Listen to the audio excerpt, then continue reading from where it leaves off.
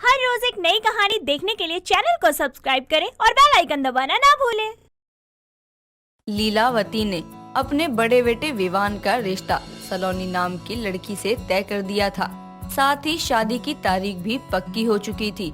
इस बात का पता जैसे ही विवान की छोटी बहन मिनल, जो कि पढ़ाई के लिए अपनी मौसी के घर दूसरे शहर में रहती थी, को लगता है तो वो तुरंत ही अपना सामान पैक कर अपने घर लौट आती है। उसे अचानक घर आया देख उसकी माँ हैरान होकर कहती है, मिनल, तू यहाँ क्यों चली आई? आने से पहले पूछा भी नहीं तूने। माँ, अभी अपने घर भी पूछ कर आऊँ क्या? और मेरी राय लिए बिना ही आपने मेरे लिए भाभी कैसे ढूंढ ली?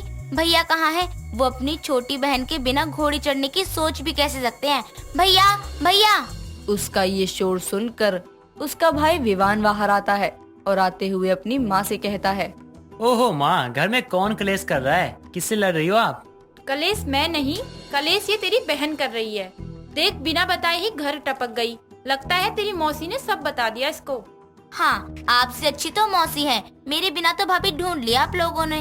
अरे शांत हो जा, हम तुझे बताने ही वाले थे। अरे पागल, तू इकलौती बहन है मेरी, तेरे बिना शादी कैसे कर लूँ मैं? लेकिन मेरे बिना रिश्ता तो पक्का कराए ना। तुझे बता देते तो ये जो रिश्ता पक्का हुआ है ना, उसमें भी तू कोई ना कोई कमी निकाल कलेश खड़ा कर देती, जैसे अब कर रही है। माँ क्या बोले जा रही हो बेचारी को?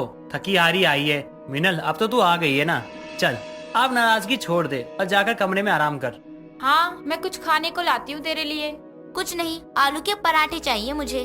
लाती हूँ मेरी बच्ची, लाती हूँ। तू जा कमरे में। इस तरह मिनल का गुस्सा शांत हो जाता है और वो अपना सामान लेकर कमरे में चली जाती है। मिनल बहुत ही लड़ाकू स्वभाव की लड़की थी। घर में चीजें अगर उसके हिसाब की ना होती तो वो बात बात पर कलेश किया करती और उसके स्वभाव को उसकी माँ अच्छे से जानती थी।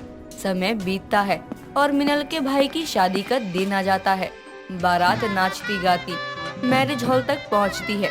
विवाह मंडप में जाने के लिए जैसे ही जूते खोलता है, वैसे ही दुल्हन की सहेलियां उसके जूते चुराने के लिए उठाने जा ही रही होती हैं। लेकिन उससे पहले ही मिनल उन्हें उठाकर कहती है, जूते चुराने की सोचना भी मत। मेरे होते हुए मेरे भैया के जूते चोरी नहीं हो सकते। अरे ये क्या बात हुई? जूते चुराई की रस्म होती है, अब तुम्हारे डर से हम ये रस्म नहीं करेंगे क्या? रस्म के नाम पर अपने भैया से पैसे ऐंठने नहीं दूंगी तुम्हें। हाँ। मिनल, क्या कर रही है तू? अरे ये रस्म होती है, कल लेने देना, क्यों रोक रही है? अरे माँ, क्या बात कर रही हो? फालतू पैसे हैं तो मुझे दे देना, लेकिन रस्म के नाम पर इन पर तो मत लुटाओ। इस बात पर दुल्हन की सहेलियों और मिनल में बहस हो जाती है। कुछ देर में मिनल भी शादी के जोड़े में सजी वहाँ आती है और अपनी सहेली से पूछती है तो उसकी सहेली गुस्से में कहती है, होना क्या है सलोनी, तेरी ननद बड़ी कलेशी है। शादी के शुभ मुहूर्त पर भी रस्में निभाने के समय ऐसा कलेश कर रही है। अरे शांत हो जा यार तू। सासू माँ, ये बहू, तू मंडप में बैठ, मैं देखती हूँ ना ये सब। सलोनी अपनी नंद की तरफ देखते हुए मंडप में बैठ जाती है और लीलावती सभी को शांत करवाती है। कुछ ही देर में पूरे विधि विधान के साथ शादी संपन्न हो जाती है। साथ ही अपने मायके से विदा लेकर सलोनी ससुराल चली जाती है और अपनी शादीशुदा जिंदगी की शुरुआत करती है। शादी के 1 महीने तक सब ठीक रहता है। एक रोज सुबह नाश्ते के समय सभी नाश्ता कर रहे होते हैं। तभी मिनल अपने कमरे से आती है और कहती है, क्या बात है, मेरे बिना ही सबने नाश्ता करना शुरू कर दिया। बहुत बढ़िया। तेरे लिए भी खाना रखा हुआ है, तू बैठ और नाश्ता कर। वो तो मैं कर ही लूंगी भैया, लेकिन हम सभी साथ में नाश्ता करते हैं तो आज मुझे उठने में थोड़ा लेट क्या हो गया? आप लोगों ने वेट भी नहीं किया। मिनल बेटा, तुझे अपने पेट में खाना है, हमें अपने पेट में खाना है, तो क्या फर्क पड़ गया अगर हमने तेरे बिना नाश्ता करना शुरू कर दिया तो? हाँ ननद जी, ये बात छोड़िए और ये पास्ता खाइए। सलोनी उसे एक प्लेट में पास्ता परोस कर देती है। मिनल पास्ता खाती है और खाते ही एक गिलास पानी पीकर कहती है, इतना तीखा पास्ता? आप मेरी जुबान जलाना चाहती है क्या भाभी? पर मैंने तो इसमें बस हरी मिर्च डाली है। मुझे नहीं पता था तुम्हें मिर्ची हजम नहीं होती। हाँ तो पता होना चाहिए ना भाभी, सुबह सुबह की जुबान जला दी मेरी। अरे क्यों जरा सी बात पर कलेश कर रही है? उसे आए हुए 1 महीना ही तो हुआ है। इतने समय में वो घर को समझे कि घर वालों को? हाँ हाँ, मेरी बातों को तो कलेश कहकर टाल दो आप लोग। सच में सही बातें बोलो तो सबको मिर्ची लग जाती है। सच में मेरी ननद कलेश करने वाली है। उस दिन शादी में और आज जरा सी बात पर घर पर। अभी मैं कुछ बोलूंगी तो कलेश और बढ़ेगा। शांति रहती हूँ। अपनी नंद का कलेशी स्वभाव जानकर सलोनी उसे कम बोलना ही पसंद करती थी, ताकि घर में बिना बात के कलेश ना हो। ऐसे ही एक दिन विमान अपनी अलमारी से 2-4 शर्ट निकाल कर देख रहा होता है। तभी मिनल उसे चाय देने वहाँ आती है। भैया चाय पी लो। हाँ, टेबल पर रख दे। क्या हुआ, अपने कपड़ों को क्यों निहार रहे हो? इसमें से ना वो ब्लू वाली शर्ट अच्छी लग रही है। अच्छा, लेकिन वो मैंने परसों ही पहनी थी। तो क्या हुआ, एक बार पहने हुए कपड़े जैसे आप दोबारा डालते ही नहीं। यही वाली शर्ट पहनो, अच्छी लगेगी आप पर। एक बार सूट के साथ मैच करके देखता हूँ। तभी मिनल मुस्कुराती हुई चाय रखकर वहाँ से चली जाती है। कुछ देर में जब उसका भाई बाहर जा रहा होता है तो उसे अपनी पसंद की हुई शर्ट की जगह रेड कलर की शर्ट पहने देख वो विवान को टोकते हुए कहती है, अरे अरे, मैंने कहा था ना ब्लू वाली शर्ट पहनना। फिर तेरी भाभी ने पसंद की है और पहनने में बहुत अच्छी लग रही है, तो मैंने सोचा यही पहन लेता हूँ। हाँ हाँ, अब आप मेरी कहाँ सुनोगे, भाभी आ गई है, वो जो कहेंगी पसंद करेंगी, सब अच्छा होगा ना। बंदर लग रहे हो इस लाल कलर की शर्ट में, पता नहीं क्या कलर चॉइस है भाभी की। हाँ।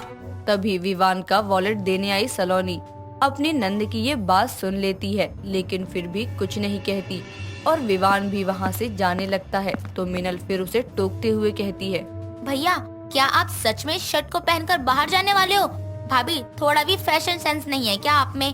नहीं है तो कम से कम मेरे भैया का फैशन तो मत बिगाड़ो। बस बहुत हो गया ननद जी, बड़ी हूँ, तुमसे बहस करने से पहले सोचा तो करो। मुझे तो समझ नहीं आता कि जब घर में ऐसे बात बात पर कलेश करती हो तो बाहर लोगों के साथ कैसे रहती होंगी। मैं कलेश कर रही हूँ कि आप कलेश करने वाली हरकतें कर रही हो? जब मेरे भैया ने शर्ट पसंद कर ली थी तो क्या जरूरत थी उसे बदलवाने की? पहली बात कि आवाज नीचे करके बात करो।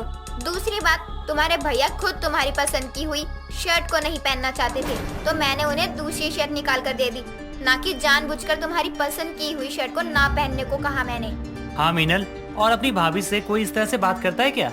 ये सब कमरे के दरवाजे पर खड़ी लीलावती सुन रही होती है। तभी वो वहाँ आती है और कहती है, अब मिली तुझे शांति? मुझे तो कभी कभी चिंता हो रही है। जब मायके में इतना कलेश करती है तो अपने ससुराल जाकर कितना कलेश करेगी। माँ आप तो ऐसे मत कहो, मैं तो अपने स्वभाव में थोड़ी शांति ला, ताकि तेरे आसपास के लोग भी तुझे कलेशी ना कहें। मीनल देख, हम ना तेरे भले के लिए कह रहे हैं कि तूने कलेश करना छोड़ दे, क्योंकि कल को ना तुझे किसी और के घर जाना है, किसी और के घर को संभालना है, एक बहू के सारे फर्ज निभाने हैं। अगर तू इस तरह से कलेश करती रही तो तेरा ना किसी के साथ भी गुजारा नहीं हो पाएगा। कलेश करने की आदत तेरे भविष्य के लिए आगे बहुत ज्यादा खतरनाक हो सकती है, तुझे तेरे अपनों से दूर कर देगी। तेरा पति कुछ चाहेगा तुझे बताना तो वो तुझे नहीं बता पाएगा, क्योंकि वो ये सोचेगा कहीं तू कलेश ना कर दे। तेरी सास तेरे बारे में कुछ अच्छा सोचेगी, तेरे लिए कुछ लाएगी तो तुझे वो नहीं देगी। वो भी यही सोचेंगे कहीं तू उस चीज के लिए उनके घर में कलेश ना कर दे। इसलिए हमारी बात मान और ये कलेश करने की आदत छोड़ दे। मिनल सर झुकाए खड़ी रहती है, फिर चुपचाप अपने कमरे में चली जाती है। समय बीतता है और उसे वापस अपनी पढ़ाई के लिए मौसी के यहाँ जाना होता है। तो वो जाने से पहले अपनी भाभी से अपने स्वभाव के कारण माफी मांगती है और सलोनी भी उसे छोटा समझकर माफ कर देती है। दोस्तों, अगर आपको ये कहानी पसंद आई तो इसे लाइक करें, शेयर करें और कमेंट करके बताएं कि कहानी में आपको सबसे अच्छा क्या लगा।